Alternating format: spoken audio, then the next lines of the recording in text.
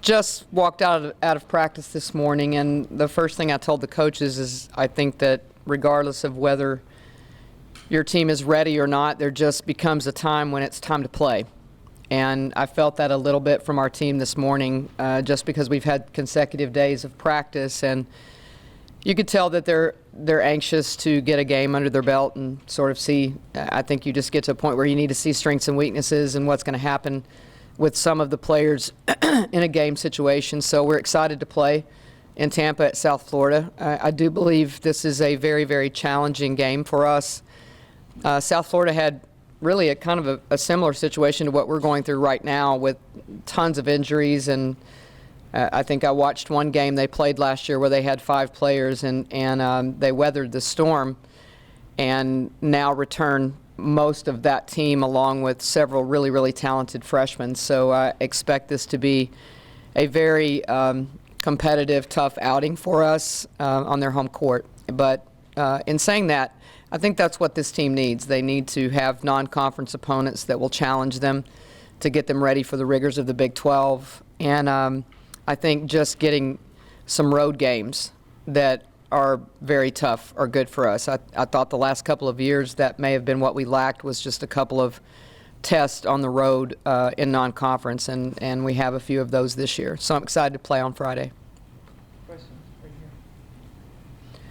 Can you start with an injury update, or do you expect? I can. Audrey Warren is unavailable for an extended amount of time right now in concussion protocol. Joyner and Shug are day-to-day, and Izzy Palmer is good to go. I think that have them Friday, or we'll see. A couple of them are again day-to-day, but they're starting to take reps and non-contact reps, those kinds of things. So I think that, again, it's sort of almost a game-time decision for a couple of them. And then second, where have you seen Charlie grow the most, and what kind of impact do you think she can have? I think Charlie will have a huge impact on our team for a couple of reasons. One, she's going to get a lot of playing time. And I think sometimes players just need to play and make the mistakes in the game and see where they can learn and see how they can improve and get, I think, sort of just comfortable with what it feels like to play 30, 35 minutes a game sometimes, and learn how to not foul, learn how to stay in a game and be a little more disciplined than you are when you come off the bench and you're only playing a couple of minutes. So the growth will happen naturally for Charlie. I mean, she's very talented, can really shoot the basketball for a big.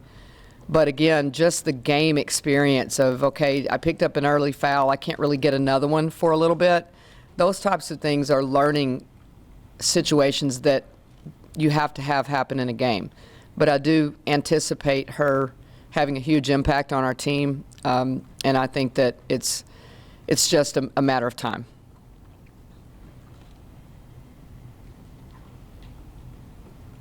With Joyner still day-to-day, how concerned are you with the depth among your bigs, and is someone like Shea going to have to step up and get some more minutes down there? Well, I think the whole team has to step up. Anytime that you have injury situations, they really have to be pretty selfless, because they're sometimes thrown into positions and situations that are uncomfortable for them because it might not be what they expected, or it might not be the position that they normally play. So there has to be a real selfless behavior where you're mentally just saying, I'm going to do whatever I have to do to help our team. It's not just Shea. I mean, you look at a Jada Underwood who trained all year long really to be a small forward for us, and now has been thrust into the power forward position at the foursome. So we get undersized a little bit. We're asking a lot out of Celeste Taylor to come in as a freshman and maybe even sometimes play that forward spot also. But it's a learning experience for them. I mean, that's what they come here to do. They come here to play. So let's play. Let's just go out and compete, and you'll learn from every experience, and you'll get better from it. I mean, nobody's going to feel sorry for us. With injury comes opportunity, and you have 2 seniors who've battle tested. They know what's going to happen this year. Is the silver lining that, I mean, watching your exhibition, your kids are having to play big minutes there, where normally you have more of a rotation, that they're getting more experience. No question. I mean, the previous question about Charlie Collier, I mean, she's going from coming off the bench and maybe not pressure, not expectations, so to say, to a primetime player that she came here to be.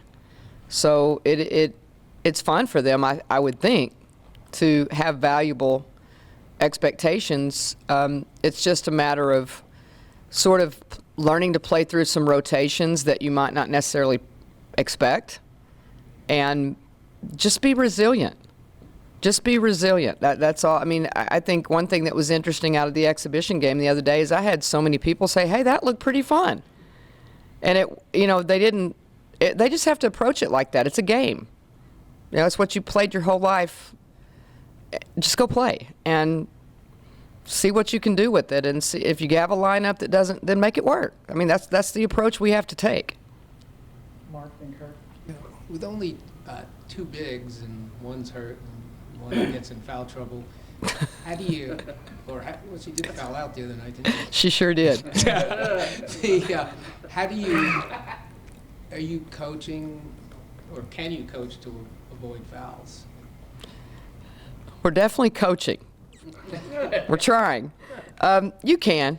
I mean, you can individually work with a player on just the discipline of staying on your feet. We call it wall up. I mean, there's, be choosy with when you block the shots. I mean, there's a real discipline that comes into play when your bench is small. And to be honest with you, it's the same type of discipline you should play with in the first place. So it's just we're probably escalating just the fact that we have to play a little bit smarter and gamble a little less and not put ourselves in situations where we're what I call scrambling on defense, try to be a little bit more solid.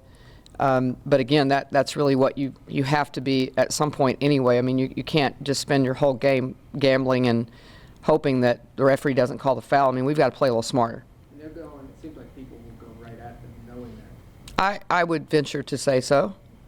Yeah, I mean, that's pretty logical. So we can work on different scenarios where, I mean, you can talk about doubling, different defenses.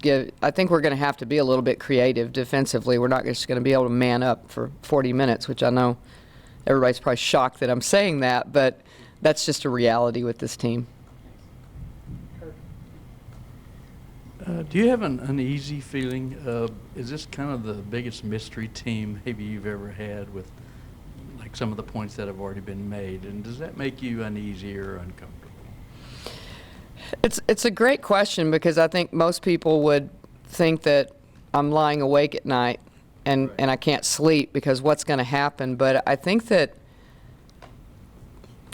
I mean, when you coach, you really want players and teams to kind of embrace just the fact that it's a competition, and you want them to, for a lack of better words, to give you what they have, whatever that is. And this team is really, really trying to do that. So I don't lay awake at night going, okay, how can I wake up tomorrow and get them to play hard? That's not something that I've struggled with this team about. Therefore, you can wake up excited to say, okay, what can I do with them today, and what can we get accomplished today, and will they respond? And that's why I use the word resilient, just because they've been very responsive to the adversity, and it hasn't been anything that they've just sat around hoping everybody's going to be nice to them and feel sorry for them. I mean, they've shown up most days. I mean, they're typical kids. They're going to have bad days like we all do, but they've been an enjoyable group from starting in June. I do think that I mean, obviously, you're going to have to figure out some schemes, and we've had to alter maybe some offensive schemes and on both sides of the ball, to be honest with you. I mean, we've had to alter some things depending on what lineup is in, and that's for us to worry about. I mean, what they have to worry about is, can we do the best we can do every day? Can we step up and say, okay, this is my challenge today, and it's our job to try to put them in the positions to be as successful as they can be, and I think we're doing a pretty good job at that. I mean, obviously Friday is going to be a huge challenge. They're really, really good.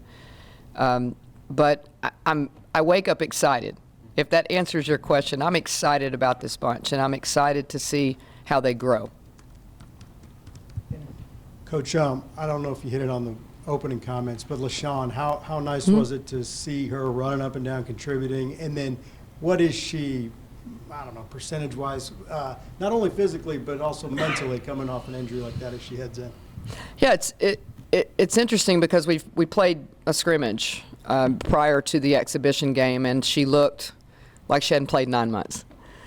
And, you know, we had a conversation, and we have to have it a lot because she expects a lot out of herself, but it's hard when a player is off for that long, but they know what they're capable of. They expect to go from A to Z.